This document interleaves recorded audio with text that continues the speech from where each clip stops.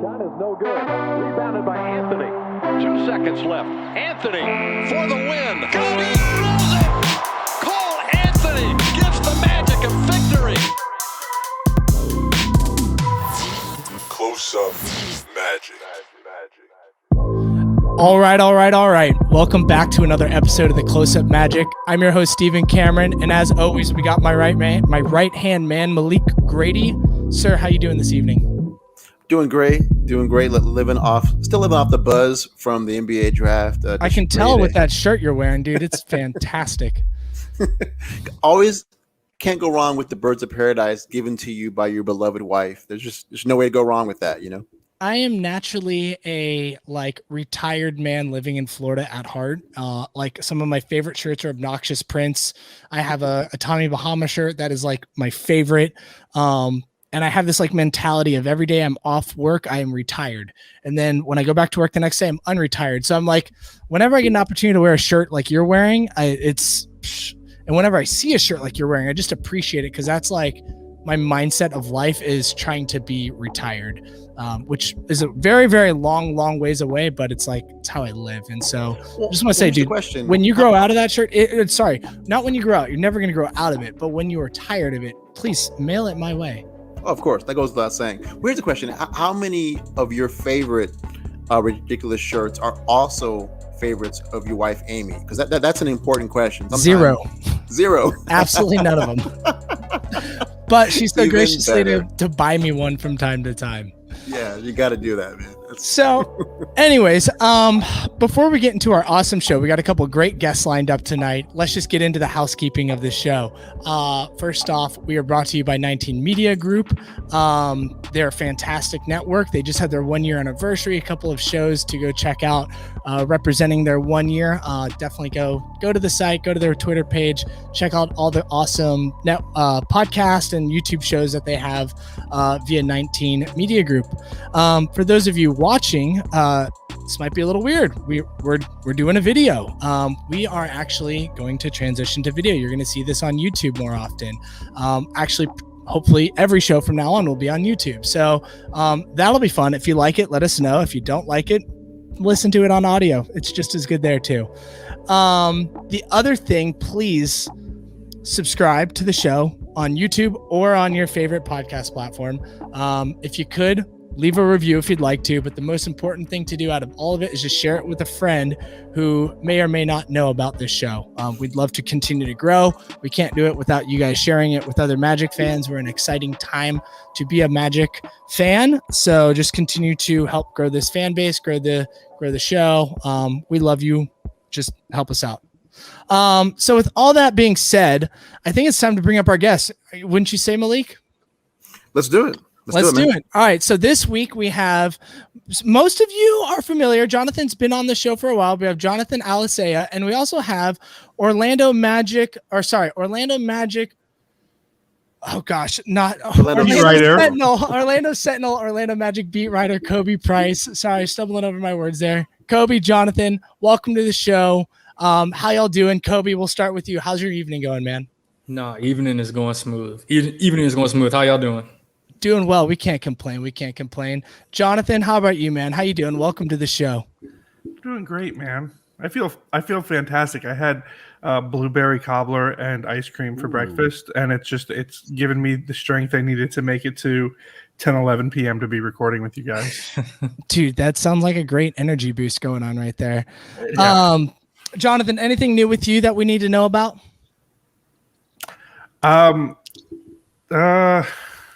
So I may have lied to a lot of people about Paolo Banchero coming on my podcast.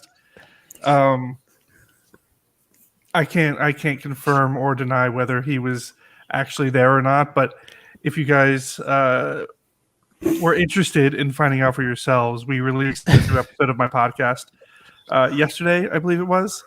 And Friends with Boredom, listen to it and let me know what you guys think. Like I said, I'm on the fence. I don't know if I actually talked to the guy or not. So I need to re-listen to it. I'm still trying to decide if it was him or not. It's a mystery.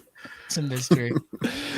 You do seem a lot more mellowed out since the draft has happened, John. I think the the lead up to the draft seemed like it was stretching you out a little bit. So you definitely seem much more what I consider yourself in some ways. I was so removed from the draft itself. I just, you know how I get. I get annoyed with the GM speak. I just talk to me like I know what basketball is, and then I'll have nothing to complain about. But I get it. They have a job to do. So, Khobe, I imagine you were quite busy the last couple of weeks. I mean, really, the last couple of months. We know you were in Chicago. I know you had to go to Amway Center for a couple of media sessions. I know you had a couple of media sessions called off. Maybe not. That's just the word on the street. Can't confirm or deny. We know that you've been to a couple of recent press conferences at Amway. How are you just feeling like after the last couple of weeks, month or so, getting to this point, leading up to Summer League? What's your mindset at this moment? Yeah, I'm glad you said it before I did. I'm not going to confirm or deny none of that. Anyway, yeah, it's like, especially for the first time going through as a beat writer, it's been like a whole lot of new, right? So sure. Like kind of taking things all in and learning experience, to be honest with you. But it's been smooth now, like transition out of the draft into free agency in a few days, right? The pacing of this is ridiculous. And then Summer League right after that. Well, Summer League kind of taking place during free agency. When I really think about it, I think people can officially start signing contracts on July 6th, and then the first Summer League games the day after. And a lot of times you have guys signing, throughout Summer League. I remember that was 2019. That's when I was about to say Chris Paul, Paul George and Kawhi Leonard signed with the Clippers. It was like one of the first days of Summer League, and it was just like this big thing. And that's where you get Paul George like hanging out with Patrick Beverley in LA. So I guess it's not the worst thing because you get those kind of moments when you have Summer League and free agency. But when you work in the journalist side, you're just like, this is a lot. Oh, I can imagine. What's like one big takeaway that you've gathered as a beat writer from your past month that you'll take into next season, assuming you're doing this again?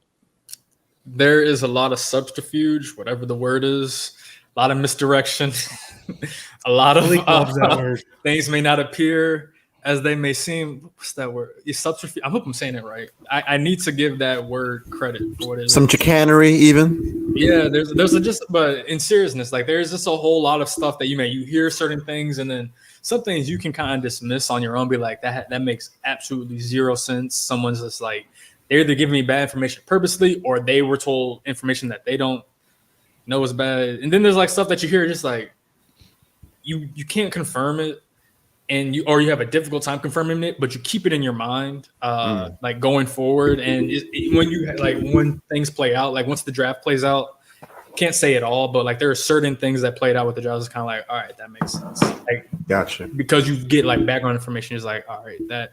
So there's just a lot going on. There's a lot, They provide context. There's a lot that goes on. I think that sometimes taken for granted, like behind the scenes, in terms of not just scouting the player, but scouting the person. And I mean, there's a huge emphasis on that. I don't know it's fully realized. Like truly, like getting to know the person. I know that's cliche to say, but truly, like speaking with people around that person, and not always in like the most like, oh yeah, I'm just going to talk to your parents. It's like, I'm trying to get especially when you have a top pick, I'm trying to get the fullest picture of you as a player, as a person as I can before I have to basically, I'm going to draft you. I'm going to give you a 4-year, $30+ million, $40+ million contract. I think sometimes we forget about that with draft picks too. Like these contracts are significant. Paolo's going to already be one of the highest paid Orlando Magic players just because he was the number one pick. And I feel like sometimes that is lost in this draft conversation, just how significant that is for teams. What is his salary? Isn't it like $11 million to start off this year? Because isn't it like the first 2 years are on like $22 million, I think, something like that? It's either 10. It's somewhere between 10 to 11.5 million. I don't remember. I could, during this conversation, I'll be able to find out the exact number. We're not capologists here, but I know it's somewhere around that general range of like 11, because I feel like the first 2 years are guaranteed for around like 22 million or something like that, which is wild. You're right. Like he's coming in outside of like Jonathan Alicea and Terrence Ross. He's potentially third highest player. Maybe Markel Fultz. Yeah, Maybe. so it would be. I think it may be like 11. This is so bad to do. I'm gonna correct. Like after once we move on to a different part of the conversation, I'm gonna come back with the real number. Circle back. It's all good. But if going into next year, it'll be J.I., it'll be Markel, Wendell, yeah, and then Terrence. So he'll be the I think he may be. He's right around Terrence level, like somewhere between that 10 and 11.5 million. Yeah. So he'll be in that, the fifth highest paid player, basically. If I told you I'm about to go sign the fifth highest paid player, you would think, oh, this is going to be like such a big thing. So I think sometimes that, sometimes is lost, and just like that's a big investment, especially, you're talking about a 19, 20-year-old. Yeah. It looks like year one is 10.9 million. Year two is 11.5 million. I'm saying. There we go. That's crazy. What our man, our leader, Jeff Weltman, he's very cryptic with his, not cryptic. I mean, he just doesn't show anything, I mean, everyone was saying, he's playing chess while everyone was playing checkers, but really he just didn't say anything. Nothing leaked out. I'm sure there was like an internal thing going on where it was like, if you leak something and we find out you're fired kind of deal, unless we tell you to. Like, what was your take on that, Khobe? And like, it's kind of different. Like, I knew we threw off Woj. I knew we threw off like a bunch of people. Like, what's your take on just that general approach? Yeah, I mean, for me, it's just on like, I wish there was a little bit more to leak out, but I get why. Like, I mean, and you can kind of see the benefits of, some people are going to look at it and be like, all right, well, why does it really matter? It's the number one pick. You can just choose your guy anyway. But I mean, when you're in the position like the Magic are, you're trying to take advantage, especially when you have the number one pick, like take advantage of any opportunity you have to, better your future. I'll give you an example. When they drafted Chris Webber, they traded that, for Penny Hardaway and a bunch of first round picks. If they tilted their hand too early, maybe they wouldn't get as much as they did. And not to say the Magic going to do something like that now, but there's always, there's always an opportunity when it comes to these things. And that's almost the job of these front offices, because the margins between, doing a good job and doing a great job can sometimes be so thin. And sometimes it's the difference between, are you going to take the number one pick on your own, or are you going to get your guy at number 3 and you're going to get 2 additional assets and you wind up using, those draft picks to trade for another guy down the line, right? That kind of stuff that, basically, what happened with Boston when they traded down from 1 to 3, and those draft picks, I don't think panned out in the way that we thought they could have, but you still had the opportunity, and you never know what you can do in your future. So I get why, ultimately, and I can also honestly actually respect why, to an extent, why there's such secrecy and whatnot, because when you're in that position, you want to maximize whatever you can, and sometimes it can be harmful or detrimental to your process if too much information is out there or other teams know what you're up to. So yeah, I get it and ultimately respect it. I was kind of interested in the 2 times when Weltman spoke, obviously earlier in the week, and then he spoke after the draft and everything like that. I wonder, do you just kind of take what he's giving you? Is your mindset going in? Is there any kernel that I can extract from him? Is it kind of like, hey, don't rock the boat? Like, what is your mindset going in when you have Weltman, knowing that he is someone who isn't necessarily going to give too much? Do you want to push it? Do you want to just, take it back? Or what's your mindset going into those press conferences when he himself is talking? I think it's more of a feel thing. You kind of get, you're trying to feel out like you're trying to feel out what you can, not what you can ask, but like where's the tone of this? Like, what is the tone of this conversation? Like, what's the focus of this time? I don't think it's so much like you're trying to get as much as you can all the time, right? Especially when you have the rare opportunities we can speak with, an executive. You don't want to leave, I guess, like meat on the bone in that sense.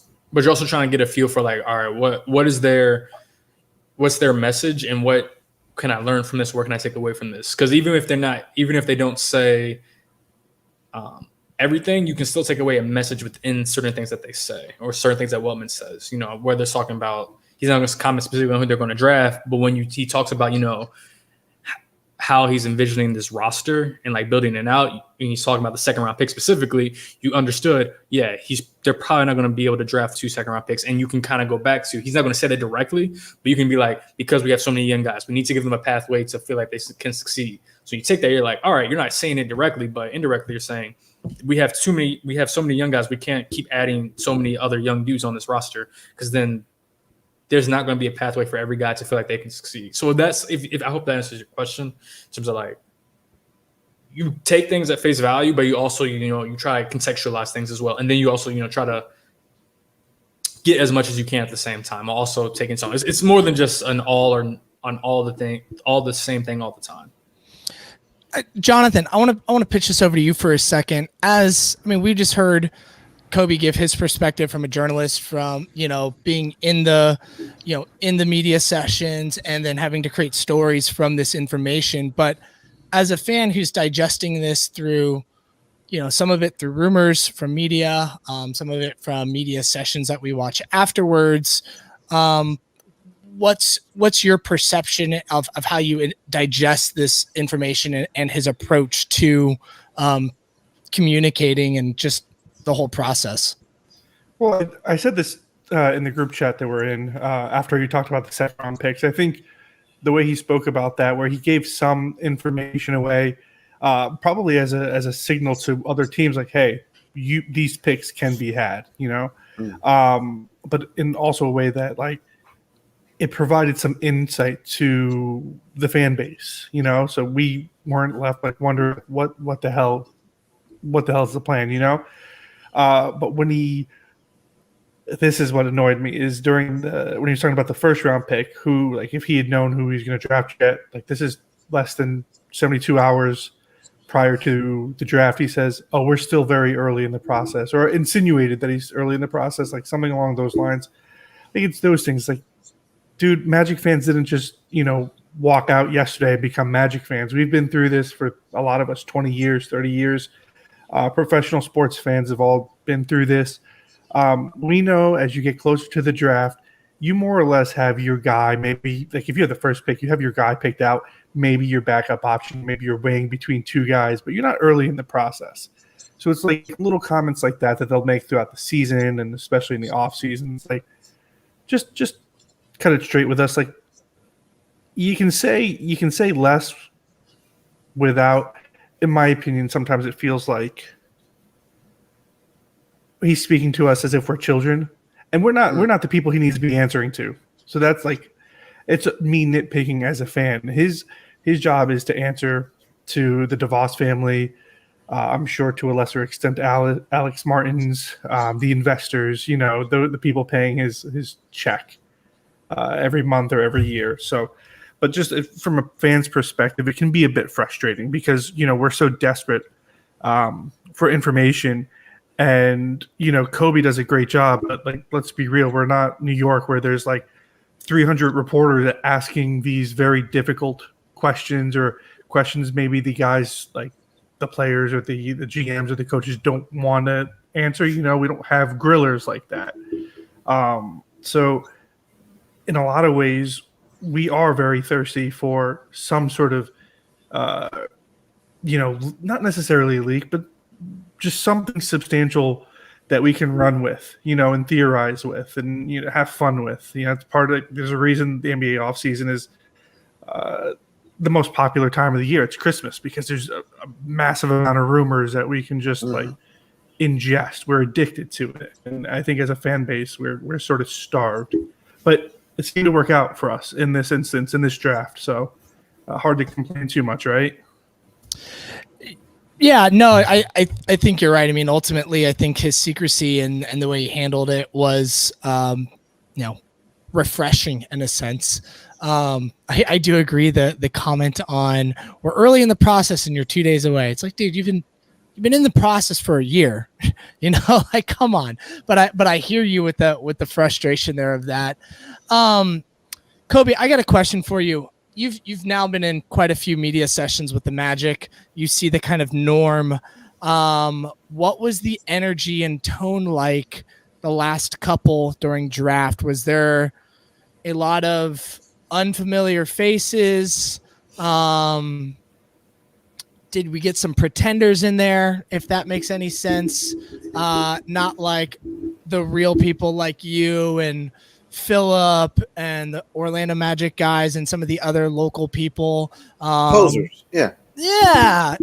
I don't know. Just like, not saying you need to bash on anyone, but like, when it comes to big and exciting things happening for a team, often there's more coverage from random people that are not there normally, particularly on a small market team that's been tanking for 2 seasons. So just kind of wondering what the energy and tone was like for a team that just selected the first overall pick of the draft.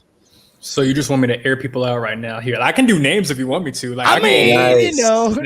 just what the just more pretend or less friends. The energy, just more or less the energy, Yeah, I will say this. Each day there were more people, more media present than I guess there have been like at certain points throughout the season, which makes sense. Just the nature of it, right? Pre-draft, you have the number 1 pick, and it's people that, to their credit, I've seen throughout the season. Just may not be every single. Like there's certain people who are there every single availability, like every time, and that's like that's more so our responsibility versus other people they're covering. To their credit, they're covering like a whole bunch of different sports. Like they cover like every sport in the Orlando area. So I'm not trying to air nobody out. You're trying to get me in trouble with the Orlando contingent. I see what you're trying to do. You're trying to turn me into an enemy with the Orlando media. I'm messing with you. But yeah, no. Speaking with the energy, the energy was different each night. I can. So Monday it was kind of just like this curiosity, if you want to call it that. Just like, and it was almost like a back and forth, not game, but like a back and forth is like, we're trying to get a little bit more out of Jeff. But, Jeff's he's seasoned. He's a pro. He's been around. He's not cat and mouse. Yeah. Yeah, there we go. It's like, it's more of that kind of thing. And sometimes I'll ask, like, I think I even asked Jeff, are you going to use this pick? Because it's still, it's at that time it was still uncertain. They could have traded back to 2 or 3 and still got their guy. So I just asked him straight up, do you expect to use this pick? And in a long-winded way, he came back to saying he expects to. What about the second round picks?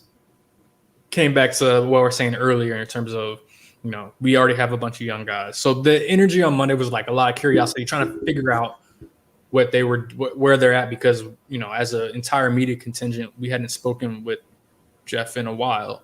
So we're just trying to, since the lottery. So just trying to figure out their process, where they're at, where they're standing. Thursday was just more, what? I can't believe it just happened. Like, what's going on? Y'all got Paulo Banchero, but nobody was really expecting this. And then, so it's just like more curiosity, but it's also more like more of a surprise in that sense. So it's just a lot of like, at least amongst the media, just like oh my gosh. And then when they got, to the podium, just like, all right, we're back in like the zone, but it's still like this little feeling of like, we can't believe that just happened. Friday was more so just like, all right, everybody's like got into this place, and we have Paulo in front of us, we have Caleb in front of us, and we kind of go from there. So it's like a phase. It's kind of just like phase throughout each day. Yeah, that makes sense. How it can kind of like build up to the day of, having the draft picks in front of you, able to ask them questions directly and stuff like that. So I could imagine that was pretty fun. And just like an overall fun experience, or just interesting experience, like almost a journey in a sense. So, okay, this podcast episode was kind of themed 2 parts. The first part, I feel like we kind of hit, unless Malik or Jonathan wants to ask another question specifically towards like kind of the media events. Are you guys good, or can we transition to the next phase? Well, I do want to say, I wonder. Sure. Because there was so much kind of groupthink, and we had all been kind of buffeted to think, okay, it's only Jabari and Chet as the options, and that Paulo Banchero is the afterthought. Was there afterwards a little bit of scrambling in terms of the work that you needed to do for the guy who had been the afterthought, in terms of guys you were interviewing, guys you were having ready for your articles? Like, did you end up having to scramble afterwards to write and to ask people, hey, tell me more about Banchero? We kind of left him on the wayside because we thought he wasn't going to get picked. Was any of that, were you affected by the groupthink? I'm wondering. To an extent. Okay, so one, yeah, I mean, I want to call it so much scrambling, because when I'll be honest. Like a lot of it is like, at least in terms of stories, a lot of them are going to be pre-written, right? So you have stuff to fill in regardless of who's picked. I had stuff on Jabari, I had stuff on Chet. I admittedly didn't have I had stuff on Paulo too. So maybe not as much scrambling, but it was just soft as like, oh, let me I was, to be honest, I thought they were going to take Jabari. So I was more prepared for Jabari. So he's like, all right, let me take this out. Let me do this, swap some things out. So it wasn't so much scrambling, but it was more so like I need to shift this quickly. Like I need to change things up a little bit more. But I was still ready for, I guess, any of the top three. Now, if they said Jaden Ivey, then that would have been like scrambling right there. I'll be honest. There would have been a lot of scrambling. And there was groupthink. I think I'll also say, this is part of the deception or strategy, but I'll say like there are people close, like I'm not going to say within the Magic, but people who may have a better idea than the general public or even other teams with the Magic are thinking. They even thought, as of whatever that was Thursday morning, that the Magic were going to take Jabari. I'm not sure, and sometimes you don't know, how well informed they may be, or maybe the Magic were in on Jabari at a certain point, and they just, and this is something that can talk to Jeff about, but sometimes you're not going to get the full answer. You're not going to know, but sometimes you don't always know the process, because even throughout this, talking with people around who would have better knowledge than me about what the Magic are thinking, it was a back and forth between to them too, and they would be more informed than most people about Chet and Jabari, and a lot of them got to a certain point thought it was going to be just Jabari because of certain things you hear about throughout the process. So groupthink to an extent, yes, but it's also like, I guess you can say it more of an informed groupthink, at least in the sense of like who you're speaking with. Okay. So I'll say that there are people who would have better knowledge than me about the situation who were really surprised. Just as surprised, I guess, as I was. Yeah, for real. That makes sense. So, Jonathan, I want to give you an opportunity to comment on the media sessions or ask a question before we transition. I guess my only real question is to piggyback a little bit off of what you said, like the surprise. Like when the name was called, obviously you're impartial, I should say. You don't have a horse in the race other than that this is the team you're covering. What was your initial reaction? Like just your first gut reaction to hearing the name? So when I heard the name, I guess pull back the curtain a little bit.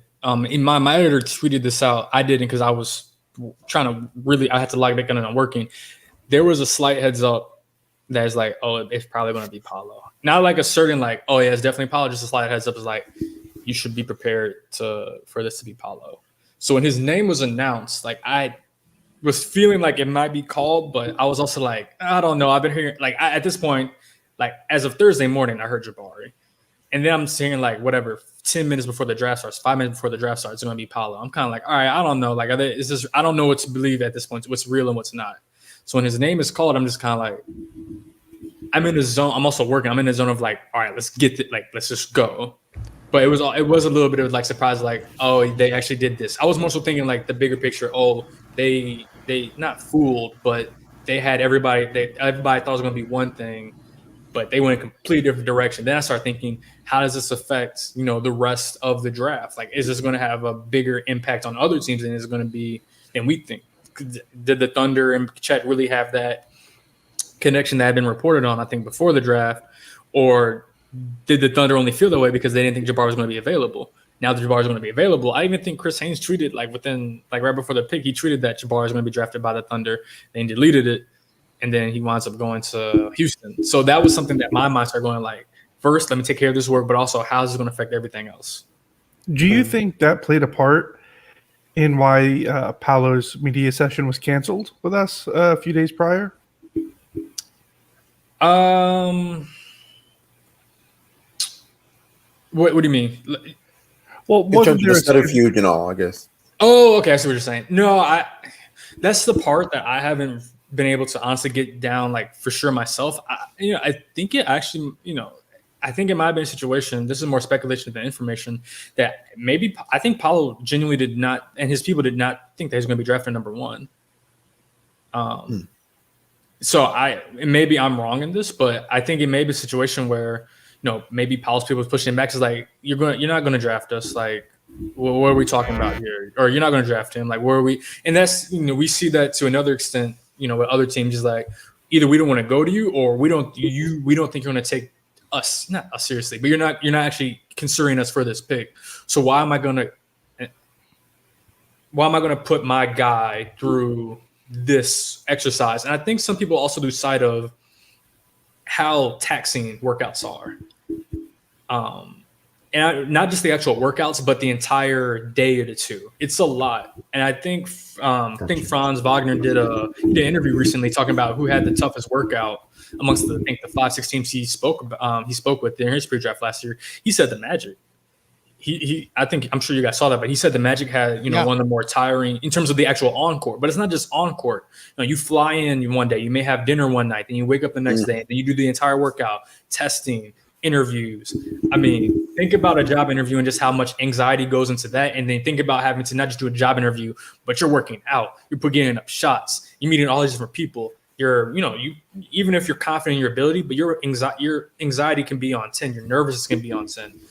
So, you want to get your guy out there, absolutely. But if your guy's going to be a certain pick, you're not going to want to wear him down with this. Because that's why, you rarely see a guy do multiple workouts in 1 week unless they absolutely need to. Because it is a taxing exercise, or a taxing, mentally and physically. So I feel like maybe they felt like, if our guy's not going to go here, or where there's no chance, why are we going to send him to a workout just for you guys to check him out? Like, to a certain, and they probably felt there was more power there. But to the Magic's credit, they were very much considering him, obviously, because they wound up drafting him. But they may not have thought that, because the Magic are so, they communicate with it, but they're so, buttoned down, that they may not be giving a guy like a heads up, like, yeah, we're actually wanting you, but can't say nobody. They may not even told Paulo that. So what I understand, I think Paulo was genuinely surprised that he was drafted number 1, and you rarely get that from the number 1 pick. You may get that from a top pick, but not the number 1 pick. Yeah, he said his agent had like messaged him or told him just like, or showed him his phone or something just like a minute or two before, saying like congratulations or something like that, like you're right before the pick was put in or something. So that's, yeah, I believe you, and I believe what Paula says, that he was clueless until a few minutes beforehand. I mean, think about it like this: if Woj was clueless, you think Woj doesn't know, you think Paula's going to know? No. That's what I mean. But that's to the extent, that's maybe why, they may not have wanted Paulo to come down to Orlando, because, like, look, we got our site. We have part of the game. Yeah, we have our sights set on this place. We're not going to wear him down. We know he's going to go into the top 3 regardless. So let's keep him where he's at. I'm just saying that may be a reason why. Yeah. I'm not saying that's the reason why, but that could be a reason why. No, I mean, I agree with you. I've had this thought recently that they're gaining more I have a feeling that they're gaining more information from a communication aspect, through a person aspect, through a how is this person going to vibe aspect of these workouts, more so than, I'm going to analyze your shot. Like, they've been analyzing these guys' shots and how they work on the court way before a 2-hour workout. Like, they might gather a couple small things, but that's probably really not why they're there. It's like, they're probably more there, like, how do you take instruction, like, from the workouts? How do you take direction? I mean, that's my theory, right? I don't think they're like actually breaking down their game that much and gathering new information on, well, is it like this guy misses a couple shots versus makes a couple shots. Like, I don't know if it's necessarily going to change their perception on like why they're going to draft them. I don't think that's the main reason why they're there. I feel like it's more about like them as a person and how they're going to mesh with the system and with the organization as a whole. That's just my opinion. Yeah, and I think to that, I'm trying to make sure I word this right. Sometimes you can. It's hard to, unless you kill it. It's hard, at least from what I've been told, for a workout, specifically a workout, to like to make you that pick, right? Sure. But you can play yourself out of that pick. Like if you have a bad workout to an extent, like you can play yourself out of a pick if you have like if you're just completely off, it's not just about on the court too. I think Jamal said during one of his interviews, how you treat people. Like, how do you greet people as you're walking through the arena? Or how do you greet people when you're talking, like during the interview? Like that kind of, like you're saying, that confirm what you're saying. Yeah. It's more than just the encore stuff. That's why they like to get them here. You get to see as much of a holistic view of the person. We're going to talk about Paolo specifically. The Magic had 39 games to watch of his college career. There's 39, plus high school tape. Yeah, and even with high school, I know that was, messed up a little bit because of COVID and just changed how the schedules were. But you have 39 high school games to dissect. Your scouts are dissecting. You're scouting in person throughout the entire season. You have enough game intel, and then you can have conversations with people around the people you're, not just Paolo, but any draft prospect. But this is really like a true in-person because they met with him at the combine, but in your facility, in your home, just like, what is this guy about? For sure. Well, and that's really just kind of almost like kind of relationship advice, is that a lot of times you don't have positive control. You can't make something last. You can't hold on to the girl necessarily, but you can definitely screw it up. You can make sure she never wants to talk to you again. And the same thing with a draft type of thing. If you're in a workout and you're, disconnected, you're not focused, you're on your phone, you're just doing all those different things, you can definitely make the team not want to take you, but you can't make them want to take you, to your point, Khobe. Right. Yeah, no, and that's, I'm glad you said that, because that's actually one thing that, I heard about during the combine, and even like, I think someone at The Athletic, I think it was two writers who wrote this. Hollinger, I think, was one of the writers. I forget the other one who wrote it. But, with the combine, there's like sometimes it's like this feeling of like the workouts or the draft days, the pro days, whatever you want to call them. Like, those are so agent controlled. You can't always get the best feel for what especially, the top guys that you're trying to really see, they're not always participating, or you can't get the best feel because they don't feel like, they're not as grueling, or they're not as, it's not the system that the teams would have the players go through. Or, the teams that they have players go through. So it's about getting the guy in your environment, seeing how he interacts with not just your executives, but how does this person greet the person who, one of the security people? How does this person interact with someone who's not going to be the ultimate person that's going to be like, yes, you get a job, or no, you get a job. Just how are you? And then you get more time with them too when you're, getting dinner with, getting dinner with them on a Wednesday night, working them out on a Thursday, and then you see them Friday, before they leave, as opposed to, you get, I don't even know how long the interviews are at the combine, but a 20-minute interview at the combine, and you get to watch them from a distance. That's part of, imagine if you went with a job interview, instead of just doing the interview, you spent days with these people. They would learn so much more about you. Sometimes maybe not the best things, but they would just learn more about you during that process. Yeah, that makes sense. I want to transition this conversation here because I want to give this next section a little bit of time for us to dig into it and kind of step away from the draft for a moment. So, I mean, the big offseason, the offseason has multiple aspects to it. We just hit one of the biggest ones, draft, but there's still some other things that need to be decided. And I'd love your input on it. And Jonathan, you as well. I think the first one, and this is something that has been, it's been up and down, right? It's Terrence Ross. He's got 1 year left on his contract. I believe it's around 11 or 12 million dollars left on that deal. He has said on a stream that he's ready to go elsewhere, but he's also said on another stream that he's excited to be here. And this is some of the best energy that the team has had. He didn't get dealt during draft. And he's been a declining player the last couple of years as far as his shot efficiency and just his overall play on defense and offense. So what's your feel, Jonathan? I want to throw this to you first. What's your feel about Terrence Ross with his future with the Magic right now? Where does he go from here? Is he on the team? Is he off the team? What do you think his trade value is if he's off the team? Like, just Terrence Ross, end of last year, go. Well, admittedly, Khobe, you okay there? Yeah, I was trying to move my hand up and I accidentally hit the table. That happens. And my laptop's on. That's my fault. All right. So, admittedly, I'm sort of a T Ross stan. He's one of the like as you get older. Nothing against the young guys on the team, but as you get older, it gets more difficult to find common ground with players. And Terrence Ross is just one of those guys I feel like you can go hang out with and like just find a ton in common with. You know what I mean? So it just for this team as it is currently constructed, that feels like the last of a dying breed. And so selfishly, I want him to stay because of that. But also, over the years, I think nothing has been more exciting than watching Terrence Ross heat up, just taking and making the worst shots, that Magic fans have ever seen. And even this past season, like he was taking the shots he normally takes and they weren't dropping, but you never felt like they weren't going to go in. And that's the thing I love most about it. His style of play, and he is an energizer. When he gets hot, like it's hard to beat the Magic, regardless of whether it was pre-Vooch trade or post-Vooch trade. Like when he had it going, they were a very, very good team.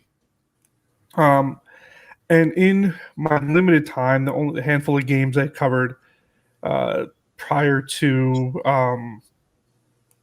the bubble and the pandemic, Terrence Ross always seemed really well liked by his teammates. And after the Vooch trade, he definitely seemed to be initially a pretty vocal leader. I don't know how he was in the locker room this past year, but he seems well liked still. And I think that's a very important component to a rebuilding team, first and foremost.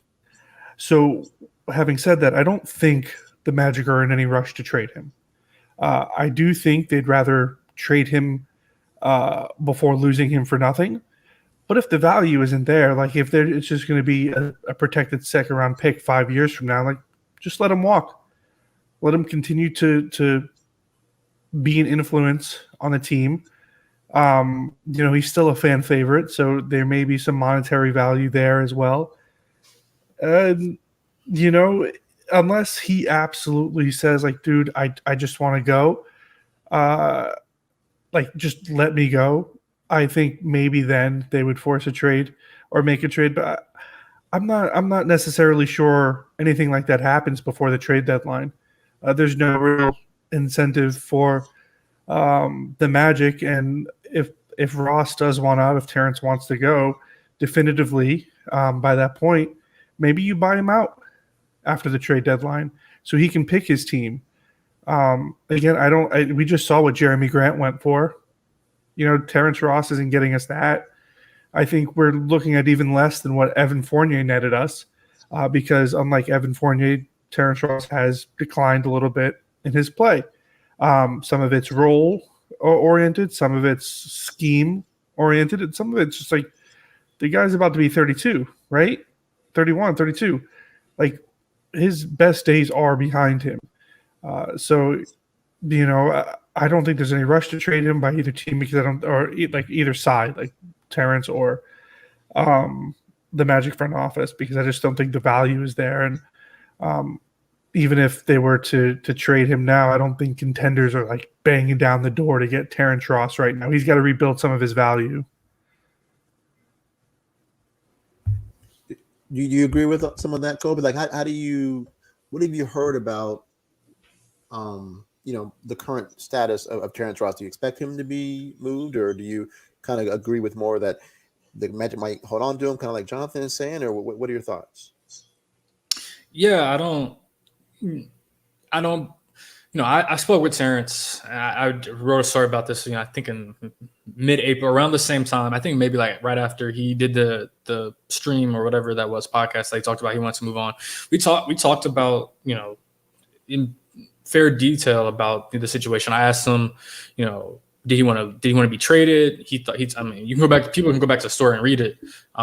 It's all in there, and I put it all in there. He's like, I thought they were going to trade me, March 2021 when they traded the other guys. Right. And then I asked him, did he want to be traded? Like, not just that time, but this past trade deadline too. And he was like, probably, yeah. And then obviously, he's gone to say that, he's been interested in going somewhere else at other points more publicly.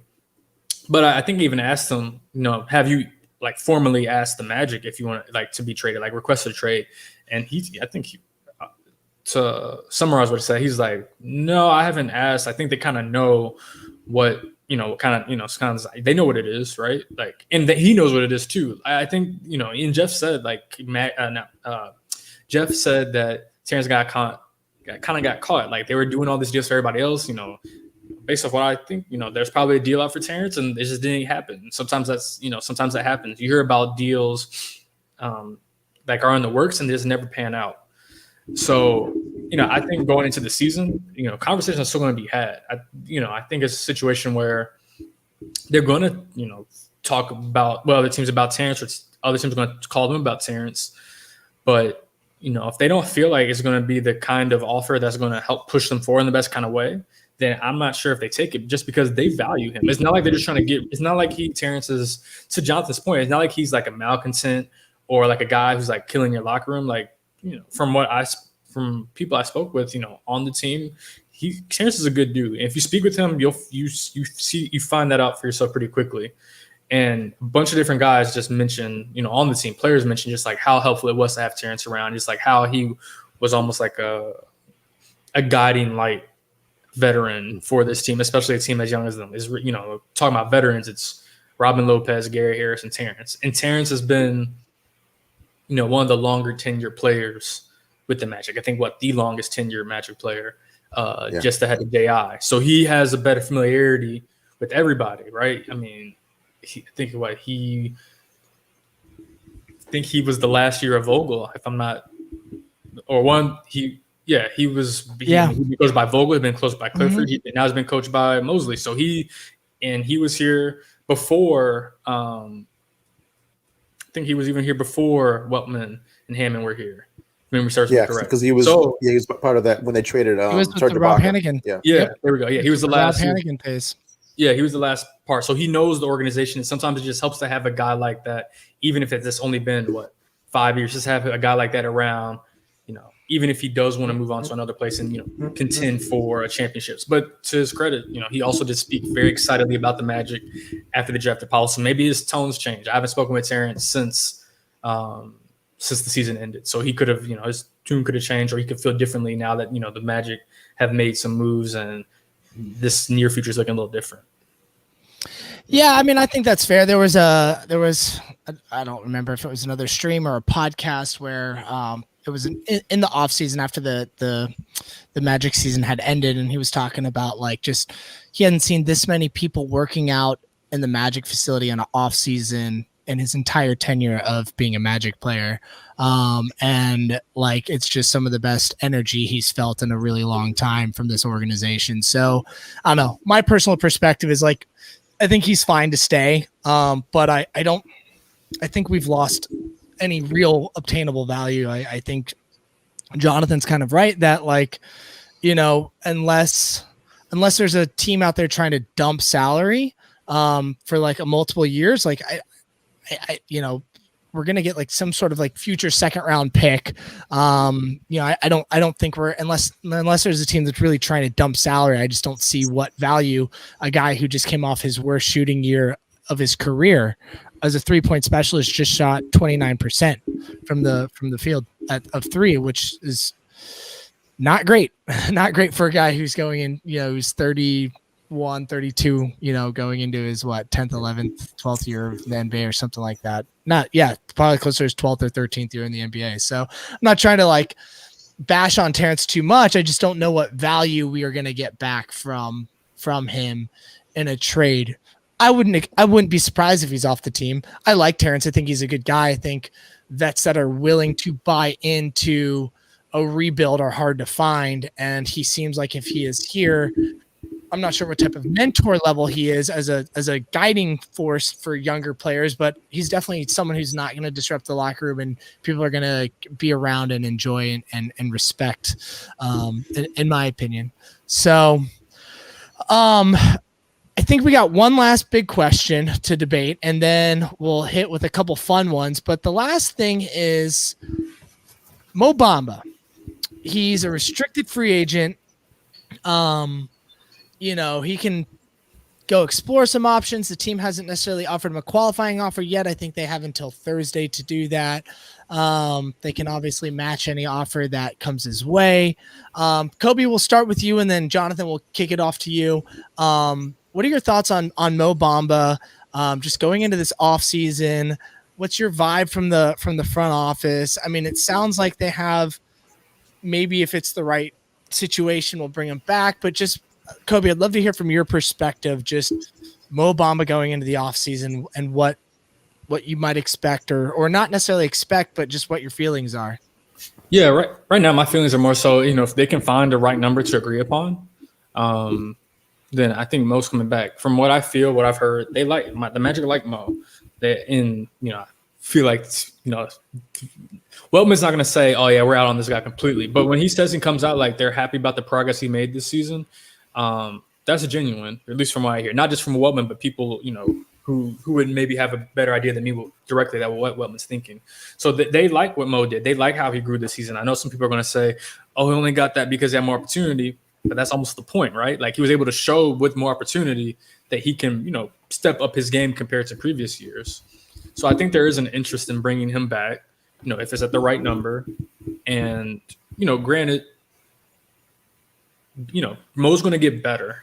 There's very few scenarios where Mo is not going to become a better player. Mo Bamba is what? I don't know age. I think he's 24 years old. 24, yeah.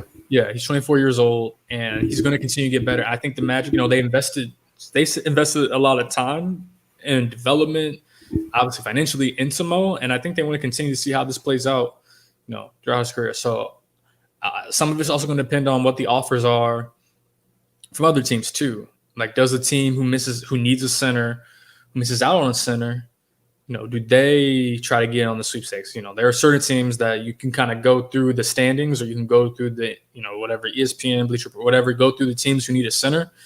Some of them have already started to go through the center market, and so that's going to be that's going to have an impact on this decision too. It's because it's restricted free agency. It's a little bit more than just like, where does Mo want to go? What does the Magic want to do? It's also, if a team gave Mo a little bit too much more than what the Magic were willing to offer, what are they going to do in that situation? That makes sense for sure. Jonathan, what's your thoughts on Mr. Mohamed Bamba? And actually, I just want to drop this nugget. I was pulling up his basketball reference page, and his middle name is, I'm probably not going to be able to spell it properly or say it properly. Fakaba, Fakaba. I definitely can't pronounce that right, but that's really cool, unique middle name. Anyways, Jonathan, knowing that, what is your thoughts on Mo Bamba going into free agency?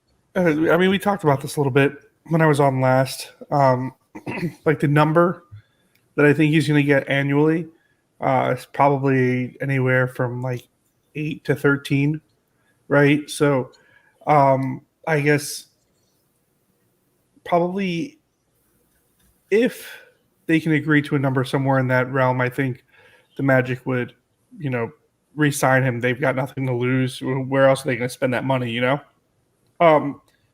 Flip side is, if he goes above that price point, I think you make it very difficult. But I don't think he is going to get above that price point. So it's sort of null and void there. I don't know. I mean, drafting Paolo sort of keeps the center spot open, as opposed to if we have drafted Chet. I'm assuming he would get some minutes at the 5. We're going to need a backup center. Mo Wagner is probably going to be retained too, so we've got our third string guy. We just need a definitive second string. Like, I just think, looking at the market and looking at what's out there, I just don't know that you're going to find a better backup center than Mo Bamba at that price point. So yeah, sign him. If you need to consolidate later, you worry about that in a year or two. Well, here's a question, Khobe. How much do you get plugged in terms of your interaction with fans or even just people in general at the wide spectrum that people have of feelings for Mo Bamba? Because there are some people who are Mo Bamba stands. They're like, Clifford held him back. He's just coming to his own. He's going to be a star. You guys are always clowning him. And there's some people who are like, I don't care if he's coming back for, $2 in a bus pass. I don't want him back. Get him out of here. So do you experience that huge spectrum when talking to people? Where do you stand on it? I think it's somewhere in the middle where has improved. He's never going to be number 6 pick Mo Bamba, but he's becoming a functional center. Like, where do you stand on it? Well, first off, yes.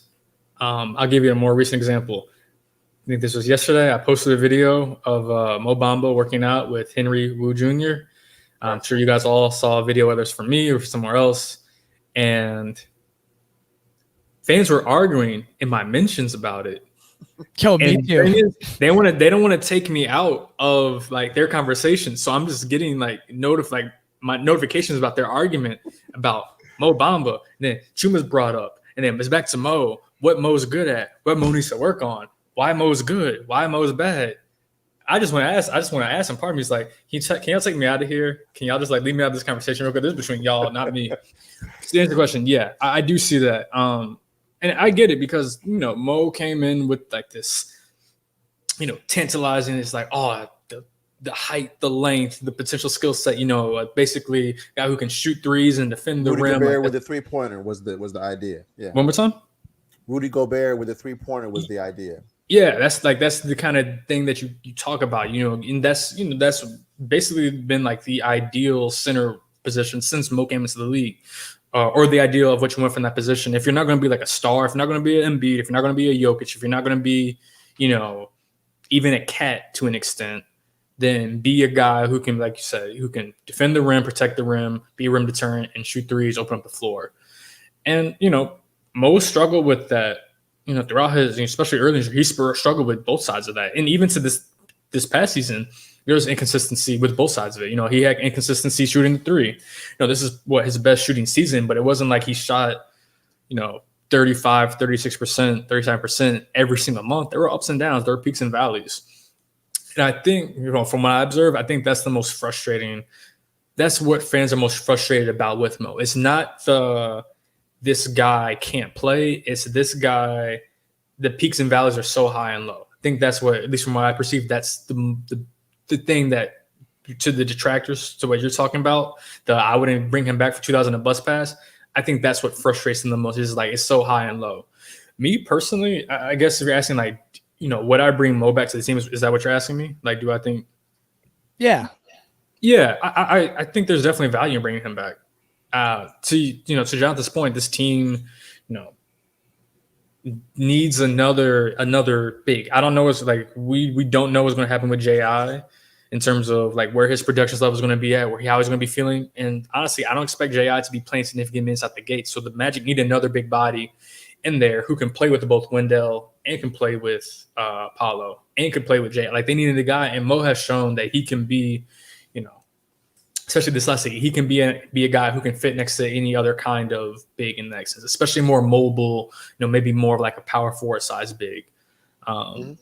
So I think there is value in the Magic bringing back Mo on this team for the right number. You can't get out of control, but there is value, and especially knowing that Mo, the things that he got better at this past season are things that you can continue to get better at, as you progress throughout your career. It wasn't like, oh, this is an outlier, he's going to go back to whatever. This is going to be continuous progress. And I think that's what the Magic expected. Like, that's also the part of Bamba that I think people didn't realize. It's going to take time, especially for a guy who his second season and his third seasons were just weird.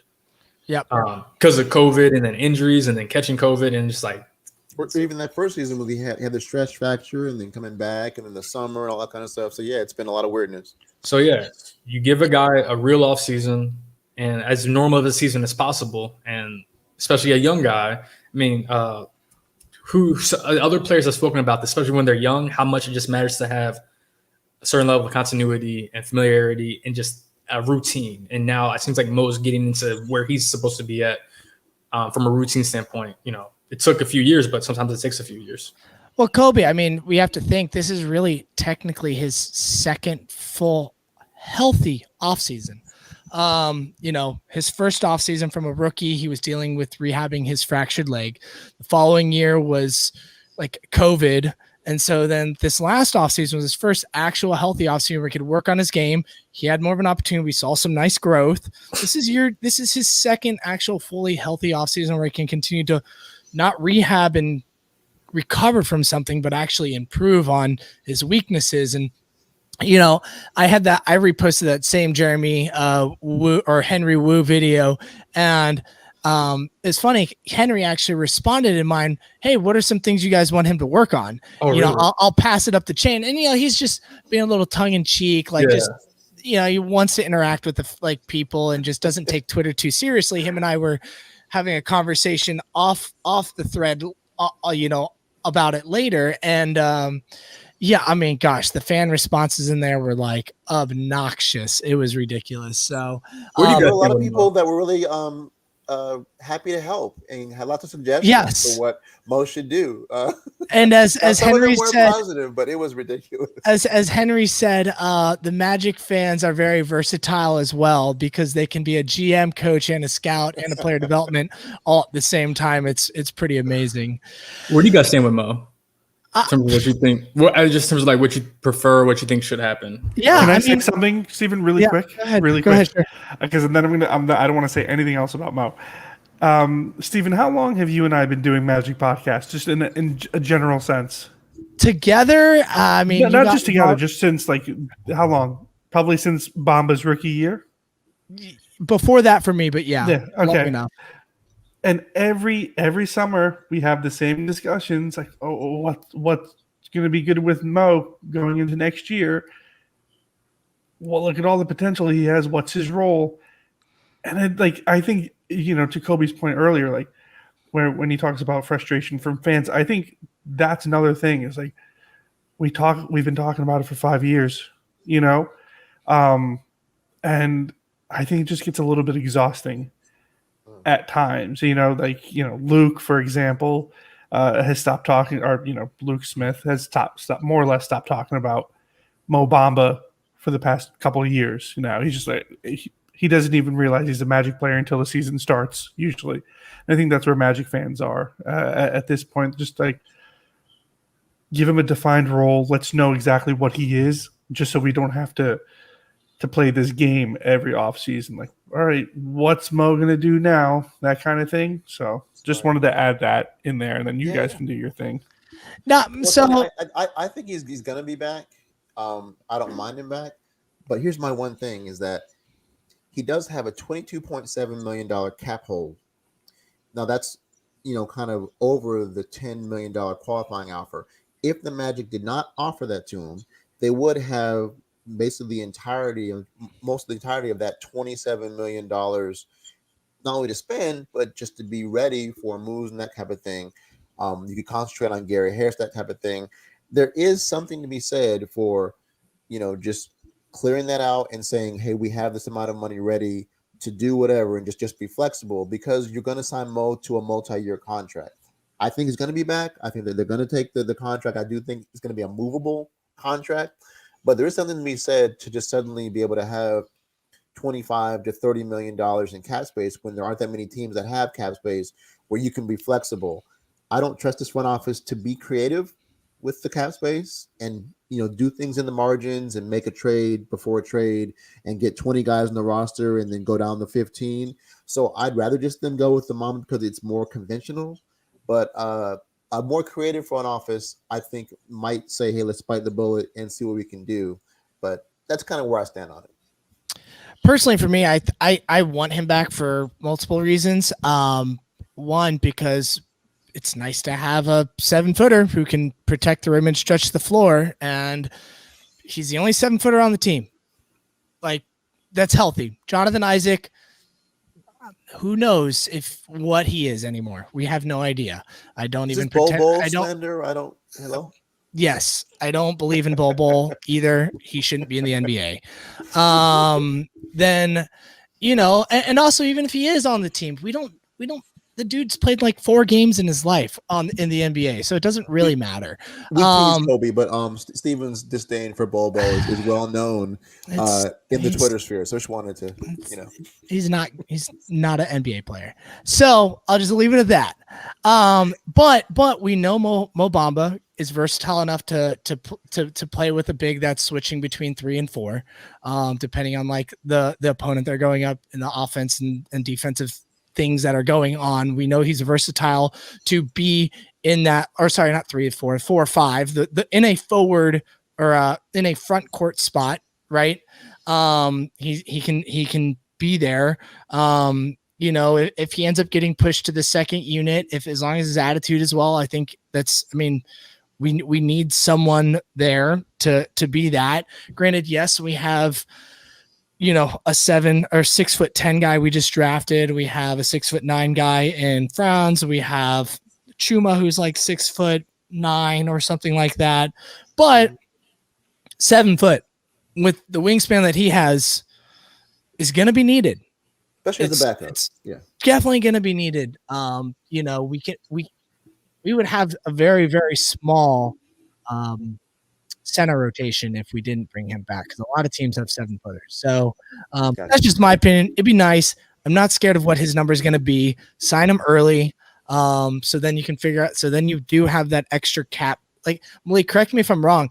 If they signed him like day 1, hour 1, wouldn't that cap hold just go away and then they have his new contract to work off of? I believe if they agreed to a deal that they could lower the cap hold, but obviously usually you probably want to wait to sign it just so you have some of the space and all. But there's some things going on when it comes to bird rights, that kind of stuff.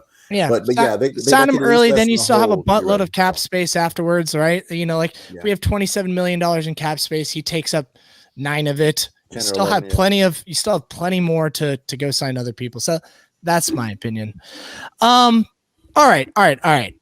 We're going to wrap up this conversation. We've been going for a little over an hour now, and I appreciate your time, Khobe and Jonathan, but we have very generous for your time. Appreciate it, Khobe. One last little segment to hit. It's going to be a short one. Rapid fire questions. You've been in Orlando for a little bit. You've interacted with some of the fans now for a little bit. So we want to just have some fun. These are not basketball related. Jonathan, this was your idea to do, so I'm going to kick this over to you to start off the rapid fire questions with Khobi Price of the Orlando Sentinel. I know I only said I was going to ask one. I need to ask this really quick. Yes or no, you don't have to even elaborate on it. Do you think Gary Harris returns?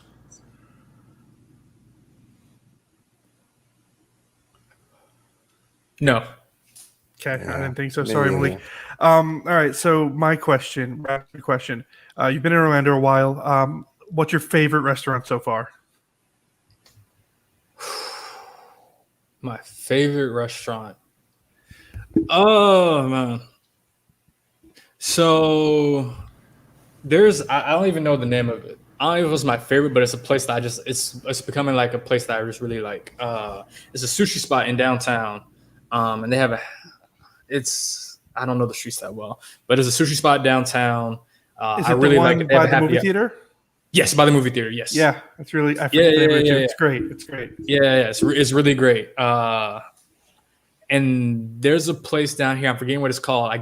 There's a breakfast place. I can't think of the name of it off the top of my head. I'll have it in a second. If you just give me like a little quick minute, you can come back to it. But yeah, that sushi place, whatever it's called, if they're listening, if anybody who works there who's been there by the movie theater, it's like a couple blocks away from the movie theater. That place is awesome.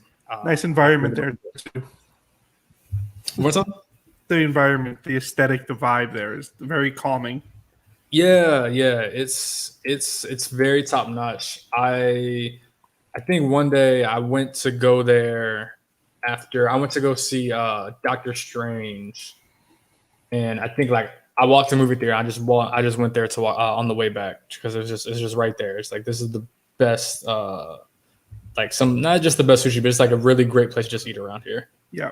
Also like walking to an extent. So yeah, any place is walkable. And another Broken Egg Cafe. I love that place. Oh, that place is fantastic in College Park. Yeah. Yeah. Well, they have them all around. I think really? I've been to the one in by the airport. Okay. Yeah, there's a few of them. I know my parents go to one in like Lake Mary on a regular basis. Nice. Yeah, it's fantastic. All right, Malik, rapid fire question going to you.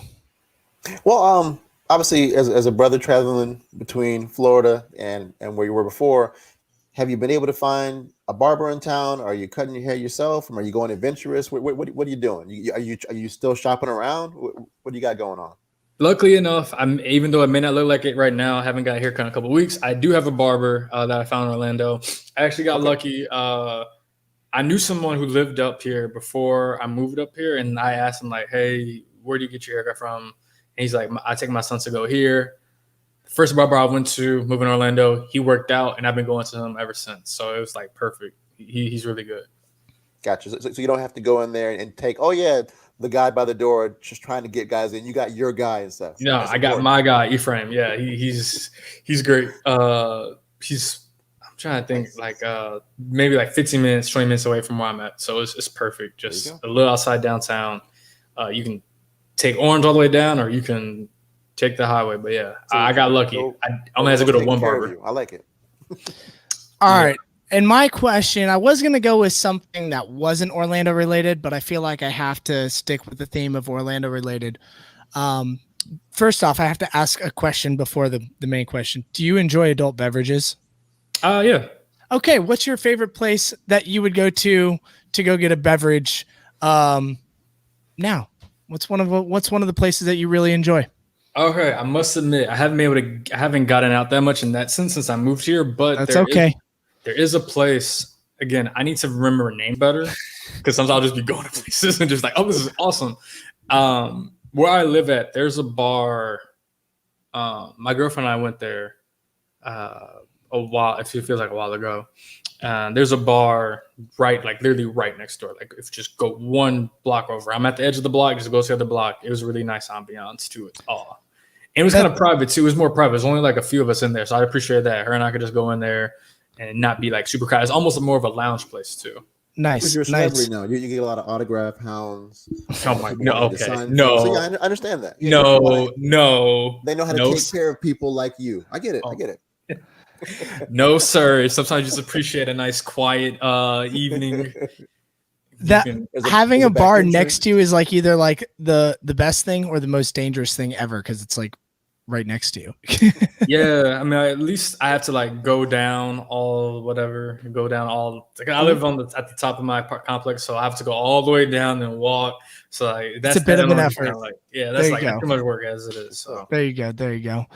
Well, Khobe. Hold on. Okay. You asked me all these questions. First off, I need recommendations for everything that you guys just mentioned. Like you talking, well, maybe not barber. Like I said, I'm good on barber. You got that. You good on barber. But you talking about restaurants? Talking about a place to enjoy adult beverage? I'm gonna throw out some recs off the top of your head if you can. All right. I'm going to start off. I know, Jonathan, you'll probably appreciate this. The only negative is I believe they probably still allow smoking inside, and it can be a little gnarly there.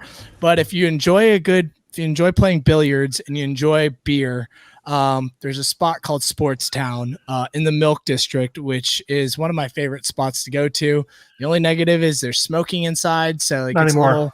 Oh no, they stopped that. Oh, thank God, because it's their pool tables are fresh. They change the felts on them on a regular basis, which is really nice, and they have a great beer selection. And typically, the music is a wide range of like hip hop to like metal and everything in between. It's a really fun spot for playing some pool and having some beers. Jonathan, what about you with some food? Mr. Connoisseur. Dude, you're the connoisseur. Yeah, connoisseur of food. Well, if you're in like the downtown area, there's so much in that general area.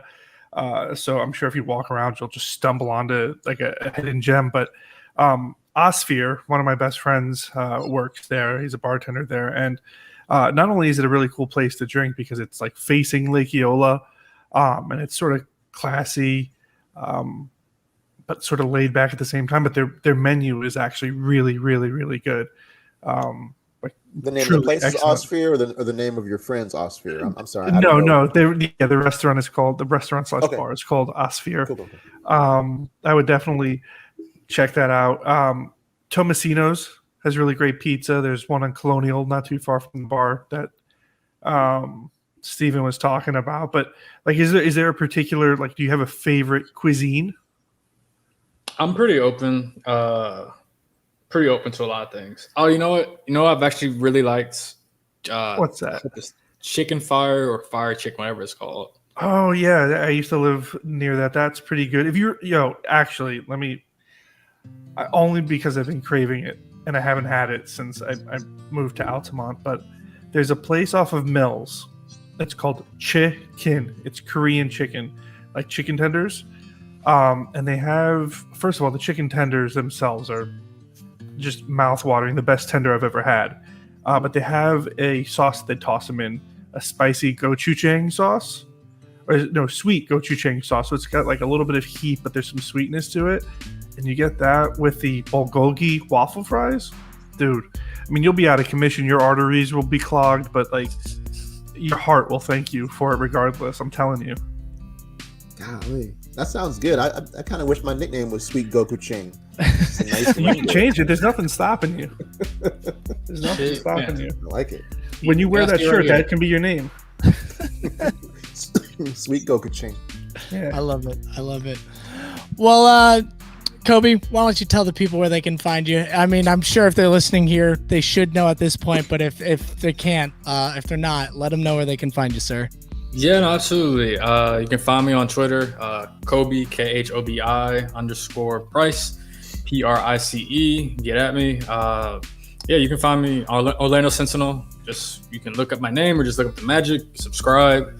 That's going to be the best way you can follow my work, especially heading into free agency, everything that goes on in that regard.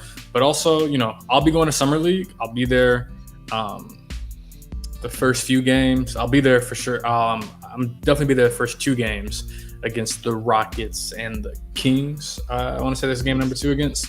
So you want to be able to follow along, especially what they're doing out there. Best way to do it. Definitely check out the Orlando Sentinel if you're listening to this. Khobe does a fantastic job. Definitely worth the subscription. Jonathan, where can people find you, sir? Well, first I want to say, yeah, Khobe does actually do a genuinely good job. Like, that's not us just ass kissing. That you are a breath of fresh air in regards to Magic media and journalism. So credit to you for that. And then where people can find me, I changed my handle again. So it's now @_Jonathan, not John. Because I found too many people were referring to me as John. Sorry, John. Which is fine. I don't mind it, but I've always preferred Jonathan. So it's @_Jonathan, not John. I don't have anything other to promote other than my podcast, Friends with Boredom. So, like I said earlier, we may or may not have interviewed Paolo Banchero, Italian American Paolo Banchero. So check that out. Perfect. Check it out. Well, gentlemen, it was a pleasure. Malik, as always, I appreciate you. And fans of the Orlando Magic and of this podcast, we appreciate you. Thank you all for tuning in and have a great night.